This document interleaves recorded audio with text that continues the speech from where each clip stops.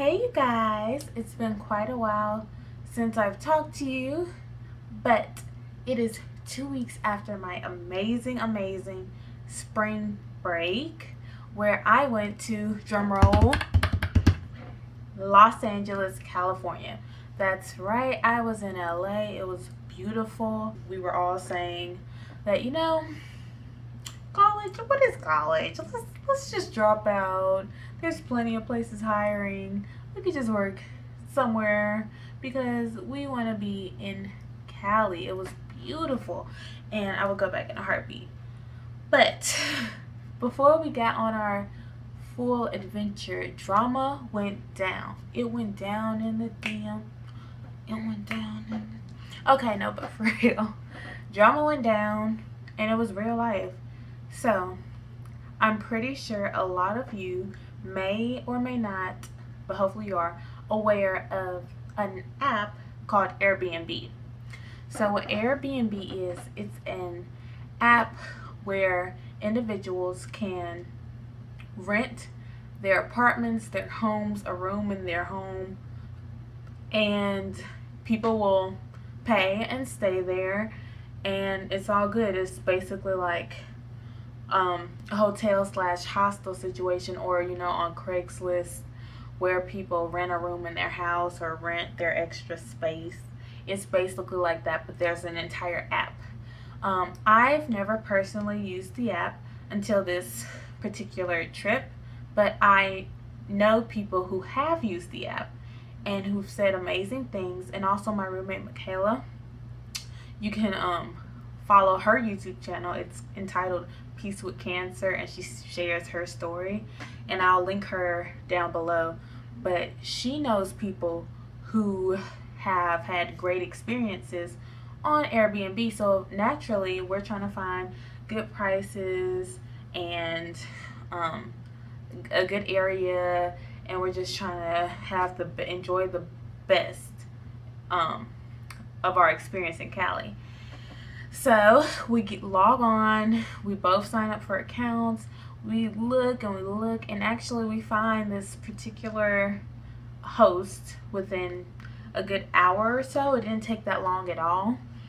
I'm not going to say her name because, as upset as I am, I don't want to do that to her. She has been removed from the site, thank goodness, because it was pretty bad, and I don't know per se what actually went on in her life to lead her to this point of disappearance, but it had to be something. It had to be something. So I think it's good to start the story from when everything was great. Once we found this host, we contacted her and she responded the next day. We told her how many people we had, which was one extra than she normally would allow, but she was so nice and she responded quickly to us, and she was all for it. She said she couldn't wait to meet us, and we couldn't wait to meet her. She was really cool. She was around our age range, so it was like a slick bonding type of thing. Not really, but like it was very chill. Our conversation was very chill, and we liked that about her. So we booked this place. I paid. It was $250. We booked it in January, around the end of January, and our trip was in March. So we booked it 2 months ahead. So the day before our trip comes, mind you, we are a party of 5, and 2 of our friends had an earlier flight than us, earlier by a good 12 hours or so. Like, they got there around 1 in the afternoon, and we weren't getting there until 1 in the morning. So they got there earlier, which was fine because the plan was for them to just get an Uber or Lyft, go to our host's apartment and check in, so it could already be check-in, and then they could be free to do whatever they wanted. Here's what happened. That morning we woke up at my roommate Michaela's house, and Michaela was like, oh, I should probably text the host and tell her, hey, our friends are on the way. How do we check in? So she did that. She read it, the host read it, and she didn't respond. We were like, it's fine. Like, it's 11 a.m. here, which means it's around 9 a.m. in Cali. So she could be busy, just waking up. She probably isn't fully aware yet. It's fine. It's fine. We have time. They're like still on their flight. They're not going to land for a few more hours. It's fine. So, we do that. We chill out. We're like, oh, whatever. Michaela's starting to freak out a little. She's like, you guys have a bad feeling about this. And we're like, no, it'll be fine. It'll be fine. But then she looks on her reviews. She had 8 reviews. All 8 of her reviews were negative. And it said, this host canceled on me the day before. It was an automated response and everyone had the exact same one. Then my other friend, which I call her Twin, we have the same birthday. Twin and I were like, oh, now we're starting to get a little worried. Okay, you know, it's still early over there. We're not gonna freak out. The thing is, when we first looked up this host, she had nothing but excellent reviews. Every single review, she had one more than 8 reviews, and every review was excellent. She was a great host. She provided them this and that. She told, like, she was really chill and really good at communicating. And we saw that when we first booked the place and talked to her. But somehow between those few months, everything changed, and she canceled on every single person the day before. Now, mind you, this isn't the day before for us. This is the day of. Our friends land in LAX. We're out and about doing some last minute things before our flight that night. And we tell them, okay, you guys try to call her. They were sitting in LAX, I kid you not, for a good 4 hours because they had nowhere to go. This host was not responding to their texts. She wasn't responding to their emails. They didn't email her. To their messages on the Airbnb site, and she wasn't responding to their phone calls. They had nowhere to go. They were in LAX with nowhere to go.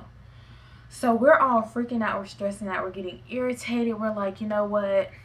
What's going on? We were fine a few months ago. Why isn't she responding? Like, this isn't funny. This isn't a game. And we're starting to get upset, like viciously upset. I'm like, okay, our friends are stuck in the airport for a lengthy amount of time because they have nowhere to go. And why would they pay a Lyft or Uber driver to, oh, you know, let's just explore LA when they have big bags with them and nowhere to put the bags? You can't just leave the bag in the Lyft car. You would have to carry it with you everywhere you go. And that's not ideal. So we're starting to get irritated out. We were all really stressing out.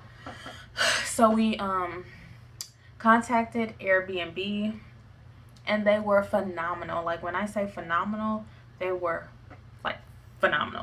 So we called them and said, hey, this host is not responding. Our friends are already out there and we're kind of freaking out. We have nowhere to go, nowhere to live. We don't know what to do. They were like, oh my goodness. They apologized. And then they were like, okay, we're going to contact her and give her an hour to respond. If she doesn't respond in that hour, we will get your money back and all will be well with the world. I made sure to tell them that I wanted my money back now because whether that host responded or not, we felt disrespected and we were just over her and where we were going to stay. So we were like, no, we want that refund. My refund was back within a couple hours and all was well.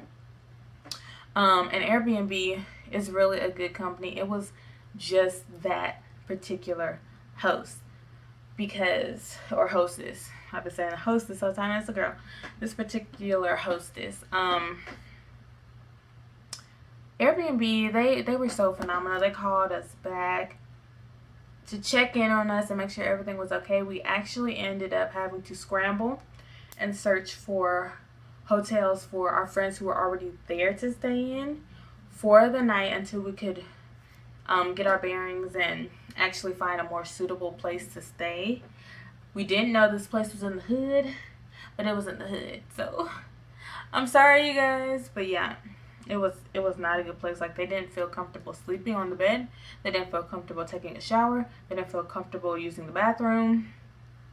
So yeah, it was terrible. And we got there at 1 a.m. They found a place. They were there. They were good.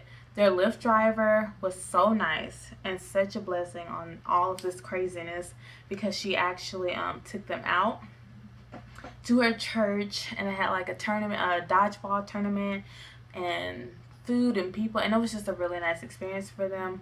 So in all of that, good did come of it with the Uber driver, who offered her kindness and her daily life activities to our friends to make them feel more welcome in LA. It was all of our first times there, so it was like kind of annoying that this is how we start off spring break, really. But it's fine. You live and you learn, right? So we get them a hotel, and all three of us were going to just sleep in the airport, because we were like, what's the point of paying for a hotel for one night? Like, that's so annoying. We were supposed to have all this figured out. This isn't going according to plan, and we were just irritated. So we were like, we're gonna sleep in the hotel, blah blah. I mean, in the airport, blah blah blah. When I tell you, we landed in LA, we were like, bruh, we're just so tired. Can we just get a hotel, for a cheap El Cheapo hotel for the night? We just want to lay down. That's what we did. That was a crazy experience too. We got a rental car because Michaela, once again, is 23 now. She just had a birthday, but she is 23, and so she was able to rent the car. Everyone else is under 21, but she was able to rent the car, so we did get a rental car. And while at the rental car place, the guy there was just so nice, and we were supposed to get a little small car. I don't know what kind of car it was, but he blessed us and allowed us to take a Kia Soul, which I was sleeping on Kia Souls. I really was. But that Kia Soul is what's up. That car is amazing. Like, y'all should check out Kia Souls. I'm not being promoted by them at all, but Kia Souls is where it's at. So yeah, we did that, and then our night started looking better. Well, morning, because it's 3 a.m. by this point. But as soon as we landed, we all were like, no, we want to sleep in the hotel. So we started calling every single cheap place. And when I say every single place was booked, every single place, we, no lie, called around 30 different hotels and inns with no luck at all. So we were like, okay, we may be homeless for real. Okay, I guess we can sleep in the car. It's fine. So then, luckily, I looked up a place and I called them. And I was like, hey, do you guys have any rooms available? And he was like, oh, we actually have one room left with a king-size bed. I was like, there's 3 of us. We can all fit in a king-size bed. Can it please be under $100? Because, I mean, we didn't factor this into our trip costs because we didn't feel the need to. But he was like, I can definitely do that, ma'am. I'll save it for you. You can come on over. By the grace of God, I'm telling you guys. So we ended up able to stay. It was very nice. It was way nicer than where our other 2 friends were, which we felt bad. But it was way nicer. But at the end, I'm glad, it was nice. It was definitely an experience, a learning experience, a growing experience. But at the end of the day, we had a great time. And I'm thankful for that. So, alright, you guys. That was my crazy Airbnb experience video. I hope you enjoyed it. This will be the first video in a line of videos for my LA series, since I did go to LA for spring break. I'm going to talk about the crazy Airbnb experience, which I just did. I'm going to show vlogs throughout the entire trip, and then I'm gonna do other talks like the best things in LA from my first experience, and the worst things, which some people I know are not gonna like me because I have some salty things to say about some of y'all's favorite food places, and I'm just like, no, it's not all that. But yeah, just like, comment, subscribe in the comment box. Don't forget to let me know like what videos you would like to see, like talk videos about my LA experience, or just videos in general, like about my college life, about my hair. You know, I did crochet. I was gonna record it, but I definitely forgot. But crochet braids, I can show y'all whatever you want. Just leave a comment and tell me what's up, and I will respond to your comments. So yes, thank you guys so much for watching, and I will see you in my next video. Bye guys.